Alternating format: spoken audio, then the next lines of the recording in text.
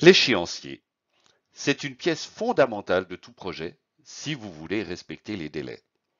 Voici un procédé pour le construire à partir de la définition de ces livrables. C'est une séquence d'opérations vous demandant juste du bon sens et un peu de discipline pour ne pas brûler les étapes. 1. Vous reprenez les fruits du travail fait en amont et visualisez le grand livrable du projet, ce que ces bénéficiaires vont obtenir. 2. Vous décomposez ce grand livrable en une série de plus petits livrables. Par exemple, un menu de fête pourra être décomposé en l'entrée, le premier plat un poisson, le deuxième plat une viande, les fromages et une salade, le dessert et finalement le café. Les livrables ne se font pas tout seuls, donc vous les utilisez pour définir les blocs de travail destinés à les produire. Comme les blocs sont encore trop grands pour être facilement gérables, vous les décomposez en activités. Qui dit activité dit aussi prévoir la quantité de travail à faire et la durée. Finalement, il faut les mettre dans une séquence optimale avec des activités qui se succèdent ou se font en parallèle. Mais il faudra aussi tenir compte des ressources disponibles qui peuvent les raccourcir ou les prolonger. Pour vous faciliter la tâche, sans faire un mauvais jeu de mots, prenons un exemple concret. Votre organisation désire éditer une publication spéciale pour son 20e anniversaire. Ce livrable se décompose en 4 grands morceaux. Ensuite, 2 d'entre eux peuvent encore se décomposer en 2 autres. Cette phase est, disons, très mécanique. Il vous suffit de transformer vos livrables en blocs de travail en y ajoutant le verbe le plus adéquat. Mais parfois, un bloc de travail supplémentaire peut être nécessaire. Cependant, ces blocs de travail sont probablement encore un peu trop gros pour être facilement mesurés et gérés. Donc, vous les décomposez cette fois en activités avec un nombre adéquat de niveaux. Et c'est là qu'intervient votre bon sens pour avoir la bonne granularité. Par exemple, vous n'allez probablement pas diviser l'activité écrire les textes en 1. Écrire l'introduction, 2. Écrire le contenu et 3. Écrire la conclusion. Et vous répétez l'opération pour chaque bloc de travail. À partir de maintenant, vous pourrez abandonner temporairement la structure en arbre et vous concentrer sur la liste des activités. 3 premières estimations sont nécessaires. L'effort requis en heures, jours, semaines ou mois, cet effort vous sera utile pour l'estimation des coûts. 2. Les personnes qui pourront fournir cet effort, car leur disponibilité peut varier considérablement de l'une à l'autre. Ce qui fait que la durée d'une activité peut être bien différente de l'effort requis. Par exemple, votre stagiaire ne peut dédier que 2 heures par jour à la révision des textes.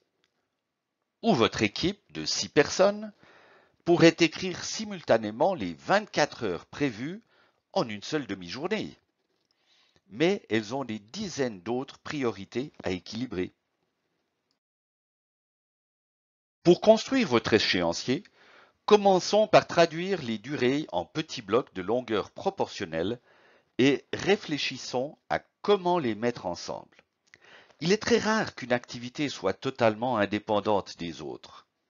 En général, une activité peut avoir un ou plusieurs prédécesseurs ainsi qu'un ou plusieurs successeurs. Ce qui importe dans l'échéancier, c'est les contraintes ou types de liaison entre les activités. Il y en a 4. Le premier type de liaison est le plus commun. la fin d'une activité pour pouvoir commencer la suivante. Par exemple, pouvez-vous cuire un plat avant de l'avoir préparé? Pouvez-vous monter dans l'avion sans avoir acheté un billet? Moins fréquent, ce type de liaison est celui que j'appellerais gain de temps. Même si vous ne devez pas attendre la fin d'une activité d'écriture des textes pour commencer la révision, il est clair que vous ne pourrez terminer la révision tant que quelqu'un de l'équipe n'a pas écrit sa dernière ligne.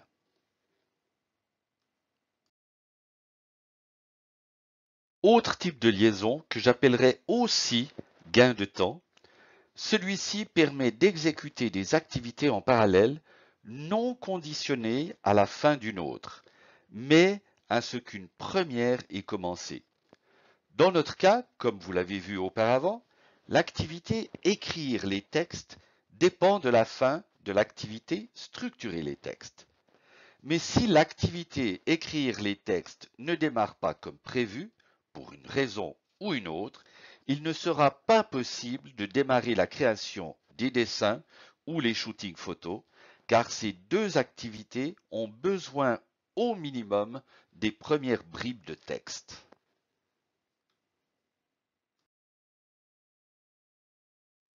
Ce type de liaison est beaucoup plus rare, mais il a un gros avantage. Il permet de ne pas surcharger le début du projet avec des activités dont le résultat ne sera utilisé que bien plus tard.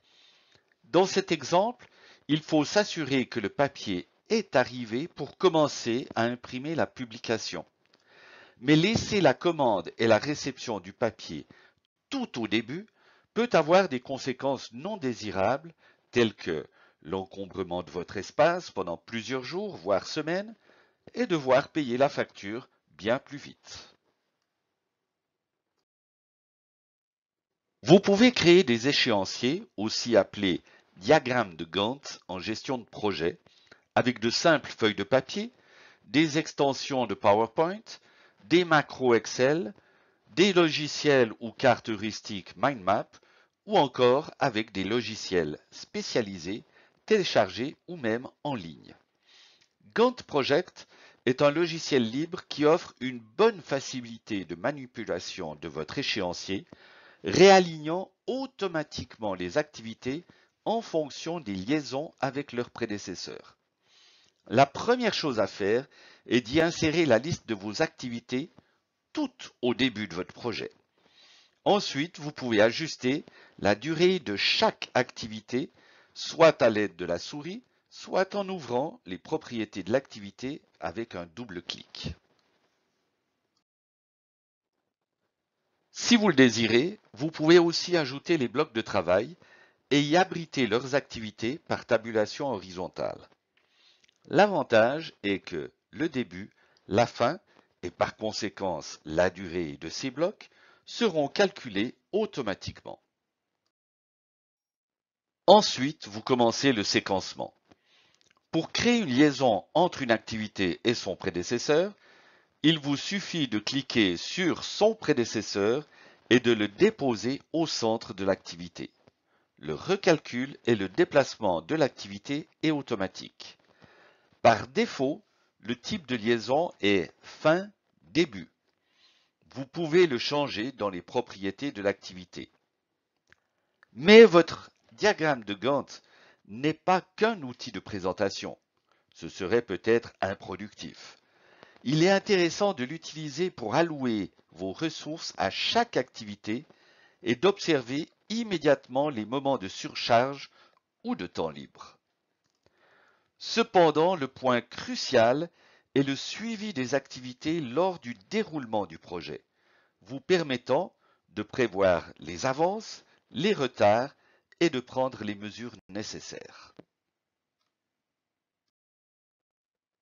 L'échéancier de votre projet est donc une pièce maîtresse.